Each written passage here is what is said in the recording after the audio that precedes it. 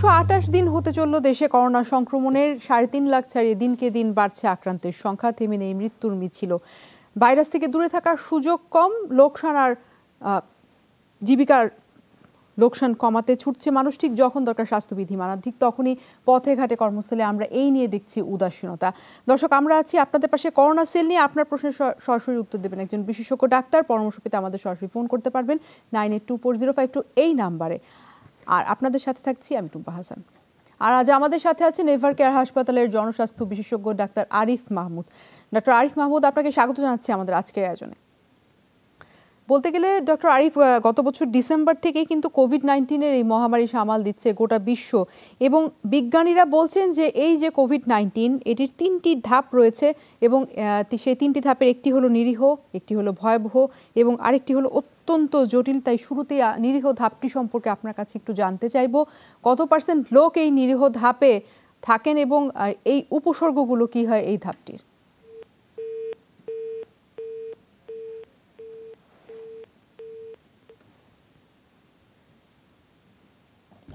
Doctor Arif, আমাকে শুনতে পাচ্ছেন আপনি?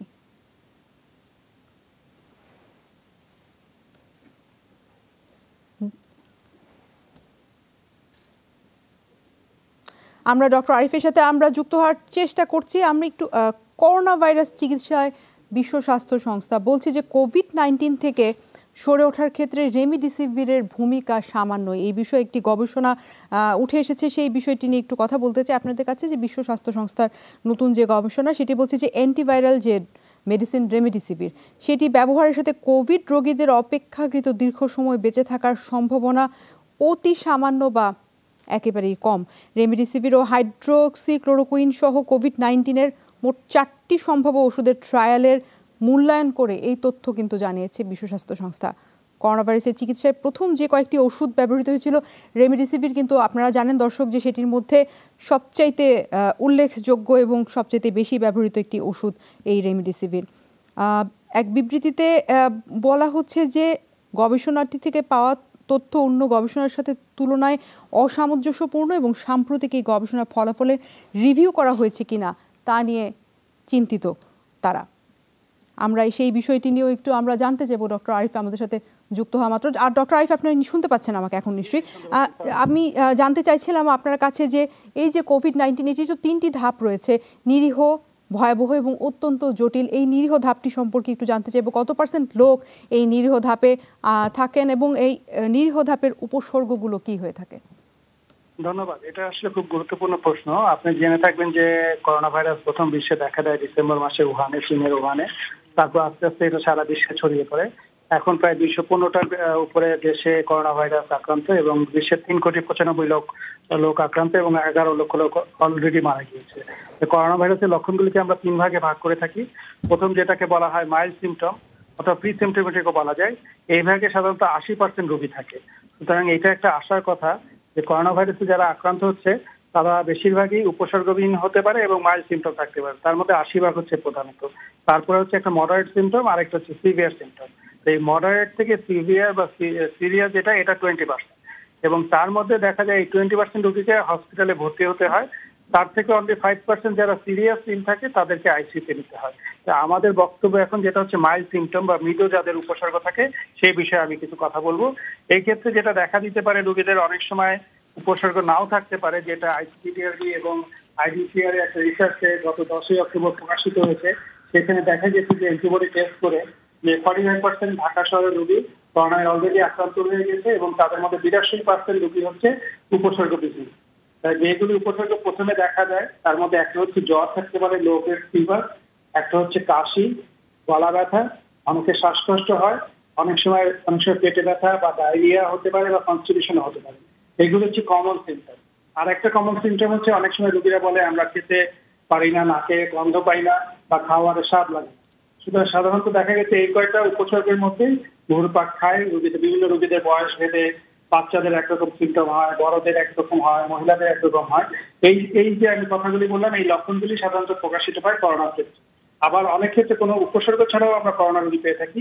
অনেক সময় রোগীরা আমাদের জিজ্ঞেস করে যে ডাক্তার সাহেব, আমার তো কোনো জ্বর ছিল না বা শ্বাসকষ্ট ছিল না বা কাশি ছিল না, আমি কিভাবে করোনায় আক্রান্ত হলাম? এটার উত্তর হচ্ছে যেহেতু করোনা ভাইরাসটা এখন কমিউনিটি ট্রান্সমিশন হয়ে গেছে, আপনি জানেন যে বাংলাদেশে অলরেডি 3,87,000 লোক আক্রান্ত। সুতরাং অনেক সময় আমরা অন্য রোগীর থেকেও পেয়ে যেতে পারি, কারণ লক্ষণটা প্রকাশ পায় না। লক্ষণ প্রকাশের যে সময়টা এই করোনা ভাইরাসের ক্ষেত্রে ইনকিউবেশন পিরিয়ড যেটাকে আমরা বলি, সেটা 2 থেকে 14 দিন। সাধারণত একটা জীবাণু আমাদের শরীরে প্রবেশ করার পরে লক্ষণ প্রকাশ পাওয়ার সময়টাকে ইনকিউবেশন পিরিয়ড বলে, এবং এই করোনা ভাইরাসের ক্ষেত্রে সেটা হচ্ছে 2 থেকে 14 দিন। তো অনেক সময় এটা প্রকাশিত হতেও পারে, নাও হতে পারে, কিন্তু যদি কারো সন্দেহ হয় তাহলে একটা আরটিপিসিআর টেস্ট করিয়ে নিলে ভালো হয়। ধন্যবাদ আপনাকে। ডক্টর আরিফ, জটিল পর্যায়ে যে রোগীরা পৌঁছাচ্ছেন, আপনি বলছেন যে 6% আইসিইউ সাপোর্ট লাগছে, সেই সব রোগীদের ক্ষেত্রে একটু বলবেন যে তাদের ফুসফুসকে একেবারে বিকল হয়ে যায়, সেই অবস্থায় একজন রোগী কোভিড নিয়ে আপনার আইসিইউতে যাচ্ছে, এবং তাদের আসলে সুস্থ হওয়ার চান্সেস কত পার্সেন্ট থাকে বা কিসের উপরে ডিপেন্ড করে সুস্থ হওয়াটা? ধন্যবাদ। এই যে 5% রোগী যে আমরা বলি যে আইসিইউতে যাচ্ছে, তাদের কিন্তু প্রথমে সবাই আইসিইউতে যায়। এবার ওনারা যদি সতর্ক থাকেন, আপনি জানেন যে রিস্ক ফ্যাক্টর যারা, তারা ভালনারেবল এজ গ্রুপে করোনার ক্ষেত্রে তাদেরকে মডারেট থেকে সিভিয়ারে যেতে পারে। সেটা হচ্ছে যারা 60-এর অধিক বয়স, তারা হচ্ছে সবচেয়ে বেশি ঝুঁকিতে আছে, এবং যাদের সাথে কিছু কোমরবিড কন্ডিশন রিস্ক ফ্যাক্টর আছে, যেমন কারো যদি হাইপারটেনশন থাকে, কারো ব্রঙ্কিয়াল অ্যাজমা থাকে, কারো ডায়াবেটিস থাকে, অনেকের ক্যান্সার আছে, অনেকের ওবেসিটি থাকে। এরকম যে 5-6টা রোগের কথা বললাম, যাদের মধ্যে এই রোগগুলি আছে তাদেরকে একটু বেশি সতর্ক থাকতে হবে। তাদেরকে আমরা বলবো যে আপনার বাসায় একটা পালস অক্সিমিটার কিনে পালস স্যাচুরেশনটা মনিটর করে অক্সিজেন স্যাচুরেশনটা মনিটর করতে হবে, এবং অক্সিজেন স্যাচুরেশন যদি ভালো থাকে তাহলে আল্লাহর রহমতে কোনো সমস্যা হবে না। স্যাচুরেশন কমে যায়, 94 এর নিচে নেমে যায়, তাহলে ইমিডিয়েট তাদেরকে হসপিটালে আসতে হবে। ডাক্তাররা এবং নার্সরা তাকে প্রপারলি অক্সিজেন স্যাচুরেশন কিছু ওষুধ দিতে হয়। আপনি জানেন যে ইনজেকশন রেমডেসিভির আছে, আবার যদি কারো একটু সিরিয়াস হয় আমরা ইনজেকশন টসিলিজুমাব দেই, আবার অক্সিজেন দেওয়ারও কতগুলি প্রক্রিয়া আছে। আমরা যদি প্রথম দিকে হয় তাহলে প্রথমে শুধু নেজাল ক্যানুলা বা অনেক সময় অক্সিজেন দিতে পারি। আরেকটা জিনিস আছে, আপনি জেনে থাকবেন, high flow nasal cannula. High flow nasal cannula দিয়ে যদি কারো যদি 30%-40% অক্সিজেন স্যাচুরেশন কমে যায়, আমরা এই হাই ফ্লো নেজাল ক্যানুলা দিয়ে স্যাচুরেশনটা মেনটেন করতে পারি। সুতরাং আমাদের যে অভিজ্ঞতা তাতে দেখা যাচ্ছে রোগী যদি সময় মতো হসপিটালে আসে এবং এই ট্রিটমেন্টগুলি আমরা যথাসময়ে দিতে পারি, তাহলে আর কিছু জিনিস তাদের প্যারামিটারগুলি আমাদের মনিটর করতে হয়, তাহলে রোগী কোনো খারাপ হওয়ার কোনো সম্ভাবনা থাকে না। মারা যাওয়ার সম্ভাবনা সাধারণত 2% দেখা যাচ্ছে আমাদের দেশে। সুতরাং আমি বলবো যে সতর্ক থাকলে কোনোভাবেই রোগী মৃত্যুর মুখে ঢলে পড়বে না, আমাদেরকে সতর্ক থাকতে হবে। তার মানে কোভিড যদি একটু আর্লি ডায়াগনোজ করা যায় এবং আর্লি হচ্ছে এটা প্রিকশনস নেওয়া যায়, তার মানে খুব বেশি সিভিয়ার অবস্থায় পৌঁছায় না রোগীটি। আমাদের সাথে একজন দর্শক যুক্ত হয়েছেন, তার কাছ থেকে একটু প্রশ্নটি নিয়ে আসতে চাই। ডক্টর আরিফ, দর্শক কে বলছেন, কোথা থেকে বলছেন, নাম বলে প্রশ্নটি করুন। যশোর থেকে বলতেছি, আমি লতা। আপনার টিভি সেটের ভলিউমটি একটু কমিয়ে নিন। আচ্ছা জি বলুন। মানে আমি আপনাদের সাথে যোগাযোগ করার জন্য অনেক দিন থেকে ফোন করছি, কিন্তু আমি কথা বলতে পারছি না আপনাদের সাথে। আপনারা রিং হয় অনেক সময় হলে কেটে দেন। আচ্ছা, আপনার সমস্যাটি একটু বলবেন লতা। এখন আমার সমস্যা, মুখে অ্যালার্জি ছিল অনেকদিন আগের থেকে। এখন ডাক্তার আজকের রিপোর্টে বলতেছে অ্যালার্জির থেকে এজমা হয়ে গেছে। আপনার বয়স কত লতা? কিছু খাওয়ার পরে তারপরে হাসি আসতেছে। বয়স 30 বছর। আচ্ছা, আর কোনো কি সমস্যা আছে অ্যালার্জি সমস্যা ছাড়া? মানে এখন মাথায় থেকে যে দুই পাশে শিরাটা, এই শিরাতে আপনার আসি মুখ পর্যন্ত জ্বালা যন্ত্রণা করতেছে, আর মুখ মানে কারোর সাথে কথা বলতে পারছি না, মানে মুখে সমস্যা হচ্ছে। আপনি একটু বলবেন যে এই সমস্যাটা কতদিন থেকে হচ্ছে আপনার? এই অ্যালার্জিটা হয়েছে প্রায় 1 বছর ধরে। আমি ধন্যবাদ প্রথমে লতা ম্যাডামকে উনি প্রশ্ন করার জন্য। ওনার যে সমস্যাটা মনে হচ্ছে, ওনার একটা অ্যালার্জি জনিত সমস্যা 1 বছর ধরে উনি ভুগছেন, এবং এখন দেখা যাচ্ছে ডাক্তারটাকে বলেছে তো ওনার ব্রঙ্কিয়াল অ্যাজমা হয়েছে, যেটাকে আমরা হাঁপানি রোগ বলে থাকি। তো ওনাকে যেটা করতে হবে, প্রথমে কারণগুলি বের করতে হবে ওনার অ্যালার্জি কি কারণে হয়। দেখা যাচ্ছে অনেক সময় অ্যালার্জি অনেকগুলি কারণ থাকে। অনেক সময় খাওয়া দাওয়া থেকে অ্যালার্জি হতে পারে, অনেক সময় ফুলের রেণু থেকে অ্যালার্জি হয়, অনেক সময় ডাস্ট থেকে অ্যালার্জি হয়, কার্পেট থেকে হয়। এই কারণগুলি বের করতে হবে, তারপর সেই কারণগুলি দূর করতে হবে। আর তারপরে যেটা ওনার অ্যাজমার জন্য, সেটা একজন বিশেষজ্ঞ চিকিৎসক দেখাতে হবে, হয়তো মেডিসিন বিশেষজ্ঞ অথবা চেস্ট বিশেষজ্ঞ যদি যশোরে থাকে, অথবা উনি টেলিমেডিসিনের হেল্প নিতে পারে ঢাকা থেকেও। এবং তারা ঠিক করে দেবে তার অ্যাজমার জন্য কি কি ওষুধ খাবে, একটু ব্রঙ্কোডাইলেটর ওষুধ লাগে, কিছু ইনহেলার লাগে, এগুলি একটু দেখিয়ে দিতে হয়। এখানে কিছু হেলথ এডুকেশনের ব্যাপার আছে, কারণ ইনহেলারটা আমাদের দেশে দেখা যায় 90% ক্ষেত্রে রোগীরা ঠিক মতো নিতে পারে না। এটা বিশেষজ্ঞ যারা বক্ষবিধি বিশেষজ্ঞ আছেন তারা খুব সুন্দরভাবে বুঝিয়ে দেন। অনেক সময় স্পেসারের মাধ্যমে ইনহেলারটা নিতে হয় এবং ইনহেলারটা প্রপার ওয়েতে না নেওয়ার ফলে আমাদের দেশে দেখা যাচ্ছে যারা বঙ্কিয়াল অ্যাজমায় ভোগে তাদের শ্বাসকষ্টটা বেশি হয়। তারা অনেক সময় বলে যে আমি তো এতগুলো ওষুধ খাচ্ছি, এতগুলো ইনহেলার নিচ্ছি, আমি ভালো হচ্ছে না। এর জন্য আমি এই রোগীকে বলবো আপনি একজন বিশেষজ্ঞ ডাক্তার দেখিয়ে আপনি ইনহেলার কিভাবে ইউজ করবেন সেটা দেখে নেবেন। আপনি চেস্ট এক্সরে পিএফটি করে লাঙের ফাংশন কি সেটা কিরকম দেখে নেবেন এবং কি যেই ওষুধগুলি আপনাকে সাজেস্ট করবে সেগুলি নিয়মিত খাবেন। আরেকটা জিনিস আপনাকে দেখতে হবে খাদ্য তালিকা। আপনাকে অনেক কারণে অ্যালার্জি হতে পারে, যেমন অনেকের গরুর মাংস, হাঁসের মাংস, বেগুন এগুলোতে অ্যালার্জি হয়। তো এইসব জিনিস তার খাদ্য তালিকা থেকে বাদ দিতে হবে। এভাবে যদি উনি নিয়ম মেনে চলে তাহলে উনি ভালো থাকতে পারবেন আমি আশা করছি। ধন্যবাদ আপনাকে। ধন্যবাদ আপনাকেও। একটু এই পর্যায়ে বলবেন যে কোভিড-19-এর দীর্ঘমেয়াদী স্বাস্থ্য সমস্যা আসলে কি ধরনের পরিলক্ষিত হচ্ছে, যারা সেরে উঠছেন তারা আসলে কি কি কমপ্লেন নিয়ে আসছেন, যে তারা আসলে সেরে ওঠার পরও আসলে দেখা যাচ্ছে যে অনেকের নানান ধরনের স্বাস্থ্য সমস্যা আমরা দেখছি যে ভুগছেন। কারণ ইদানিং কালে দেখা যাচ্ছে রোগীরা যারা ভালো হয়ে যাচ্ছে তাদের মধ্যে বিশেষ করে যারা আইসিইউতে থাকে সেই সব রোগীরা এই কমপ্লেনগুলি বেশি করতেছে। এটাকে আমরা বলি পোস্ট কোভিড সিনড্রোম। যে কোনো ভাইরাল অ্যাটাক হলে, যেমন আমাদের যদি কখনো টাইফয়েড হয়, ইনফ্লুয়েঞ্জা হয়, আপনি জেনে থাকবেন এগুলি থেকে সুস্থ হয়ে গেলেও কিন্তু কিছু সিমটম থেকে যায়, যেটাকে আমরা পোস্ট ভাইরাল সিমটম বলি। ঠিক এই কোভিডের ক্ষেত্রেও তাই দেখা যাচ্ছে 1 থেকে 3% রোগী সমস্যা পারসিস্ট করতেছে এবং এই সমস্যাগুলি সবচেয়ে লাংস রিলেটেড তা না, অনেক সময় তাদের দেখা যাচ্ছে ফ্যাটিকনেস আসে, কোনো অবসাদগ্রস্ত হয়ে পড়ে, অনেক সময় মনে থাকে না তাদের কিছু, তারপরে অনেক সময় খাবার কোনো ইন্টারেস্ট পায় না, গায়ে ব্যথা, এই ধরনের সিমটম নিয়ে আসে। তাই আমি যেটা বলতে চাই এর মধ্যে যে সবগুলি যে খারাপ তা না, এই সময় যেটা দরকার সেটা হচ্ছে একটা মাল্টি ডিসিপ্লিনারি একটা রিহ্যাবিলিটেশন প্রোগ্রাম দরকার, যেখানে উনি একটা চেস্ট বিশেষজ্ঞর তত্ত্বাবধানে থাকবেন, সাথে একজন নিউট্রিশনিস্ট থাকবে, সাথে একজন কাউন্সিলর বা সাইকিয়াট্রিস্ট থাকবে। এই 3টা ডিসিপ্লিন, আর একজন হচ্ছে ফিজিওথেরাপি। এই 4টা টিমের দরকার এই কারণে, কারণ যে চেস্ট ফিজিশিয়ান আছে উনি তাকে কিছু মেডিসিন দিবে, কিছু রিহ্যাবিলিটেশন প্রোগ্রাম দিবে, কিভাবে সে যেটা বলে আমরা ব্রিদিং এক্সারসাইজ কিভাবে করবে, তারপরে এই জিনিসগুলি ফিজিশিয়ান গাইড করবে, যদি কোনো ওষুধ লাগে উনি দিয়ে দিবে। আর সাইকিয়াট্রিস্ট যিনি বা মেন্টাল হেলথ কাউন্সিলর উনি তাকে সাহায্য করবে রোগীকে, যে ওনার ঘুমের প্যাটার্নটা কি হবে, কত ঘন্টা উনি ঘুমাবে, কোন সময় সে এক্সারসাইজ করবে, কোন সময় সে যোগা করবে এবং কাজ করবে। তাকে একটা নিয়ন্ত্রিত জীবন ব্যবস্থায় চলে আসতে হবে। আর ডায়েটিশিয়ান তাকে ঠিক করে দিবে এই সময় কি কি খাবার খেতে হবে, যেগুলি খাবার খেলে নিয়ে তার ইমিউনিটি বাড়বে। এবং এই ক্ষেত্রে আমরা সাধারণত সাজেস্ট করে থাকি সে যেন মানে ন্যাচারাল খাবার খায়, কোনো আর্টিফিশিয়াল বা সাপ্লিমেন্ট না খেয়ে ন্যাচারাল শাকসবজি, ভিটামিন খেলে উনি ভালো থাকবেন। এইভাবে যদি উনি সম্মিলিত সবার চিকিৎসা নেন তাহলে ভালো হয়ে যাবেন।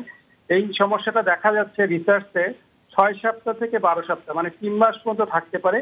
কিছু কিছু ক্ষেত্রে এর বেশিও লং টার্ম ফলো আপ লাগে, সেটা হচ্ছে 1% চান্স থাকে। এবং একটু বলে রাখি, ইউএসএ তে কিন্তু অনেক রোগীর ক্ষেত্রে লাং ট্রান্সপ্লান্টও করতে হয়েছে, কিন্তু আমাদের দেশে এখন পর্যন্ত এত সিরিয়াস হয়নি। আমাদের দেশে বিশেষজ্ঞ ডাক্তাররা খুবই যত্নের সাথে চিকিৎসা করে থাকেন। ওনারা যদি ফলো আপে নির্দিষ্ট পরিমাণে থাকে তাহলে ভালো হয়ে যাবেন। এবং আপনি জেনে থাকবেন বিএসএসইউ ঢাকা মেডিকেল কলেজে পোস্ট কোভিড ক্লিনিক খোলা হয়েছে এবং আমাদের এভারকেয়ার হসপিটাল সহ আরো কয়েকটি প্রাইভেট হসপিটালেও এই পোস্ট কোভিড ক্লিনিক বা প্যাকেজ চালু আছে। আমি রোগীদের বলবো যারা এরকম সমস্যায় ভুগছেন দীর্ঘমেয়াদী, তাদেরকে যে কোনো একটা জায়গায় আপনারা নাম লিপিবদ্ধ করে সাজেশন, আশা করি আপনারা সুস্থ হয়ে যাবেন, ভালো হয়ে যাবেন। সুতরাং এটাই আমার বক্তব্য থাকবে দর্শকদের প্রতি। ধন্যবাদ। ডক্টর আরিফ, আরেকটি সমস্যার কথা কিন্তু আমরা শুনছি বিশেষ করে মেয়েদের ক্ষেত্রে, যে পোস্ট কোভিড যে সিনড্রোমগুলোর কথা বলছিলেন, চুল পড়ে যাওয়ার সমস্যার কথা কিন্তু প্রায় সময় শুনছি। এই ধরনের সমস্যা কেন হচ্ছে বা এই ধরনের সমস্যা হলে পরে আসলে কি ধরনের খাবার বা সাপ্লিমেন্ট আসলে খাওয়া উচিত এটি একটু জানতে চাইবো। এবং মাইল্ড এবং মডারেট সিমটমস নিয়ে যারা বাসায় আছেন তাদের কিন্তু একটি তো উপসর্গ আপনি বললেন যে টানা শুকনো কাশি, সেই শুকনো কাশি হলে পরে আসলে কি ধরনের মেডিসিন খাওয়া উচিত? আচ্ছা, ধন্যবাদ। প্রথমে যেটা আপনি বলেন যে মহিলাদের চুল পড়ে যাওয়া, এই তথ্যটা আমি এখন পর্যন্ত কোনো রিসার্চে পাইনি, হয়তো আমাদের দেশে কিছু কিছু ক্ষেত্রে হয়েছে। এই চুল পড়ার অনেক কারণ আছে, সুতরাং সেটা বের করতে হবে। ওনাকে একজন ডার্মাটোলজিস্টের পরামর্শ নিতে হবে, যিনি ওনাকে গাইড করতে পারবে, একটা ওয়ার্কআউট করে প্ল্যান দিবে যে কি কি কারণে চুল পড়ে যাচ্ছে এবং কি কি ওষুধ তাকে খেতে হবে বা কি কি ধরনের সাপ্লিমেন্ট খাওয়া উচিত। এটা যারা স্কিনের ডাক্তার আছে তারা ভালো বলতে পারবেন। আর যেটা আপনি বললেন যে মাইল্ড টু মডারেট কোভিডের রোগীরা যে সিমটম যে শুকনো কাশিতে ভুগে, তাদের জন্য যেটা হচ্ছে আপনি জেনে থাকবেন যে এখন যে গাইডলাইন আছে তাতে মাইল্ড এবং মডারেট কেসের ক্ষেত্রে 14 দিন পরে তাদের আর বাসায় থাকার কোনো প্রয়োজন নেই, তারা কিন্তু কাজে যোগদান করতে পারবে এবং সেকেন্ড টেস্ট করারও দরকার নেই।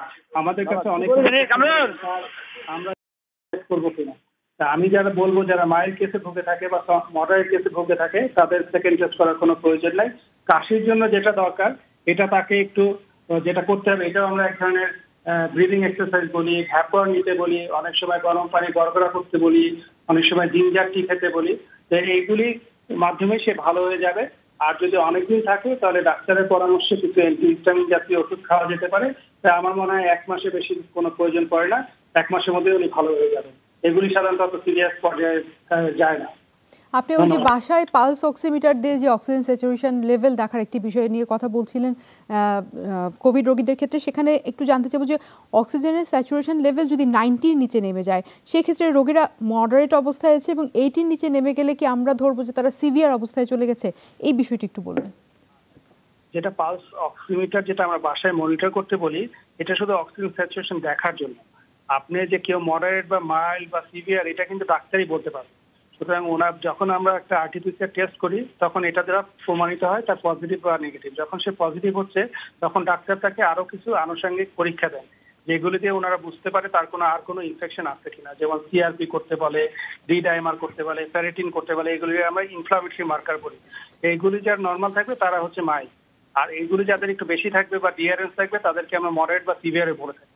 সুতরাং আমরা প্রথমে যদি রোগীর কোনো লক্ষণ না থাকে তাদেরকে বলি আপনার বাসায় থাকবেন এবং এই পালস অক্সিমিটারটা দিনে 3 থেকে 4 বার স্যাচুরেশনটা মনিটর করবেন।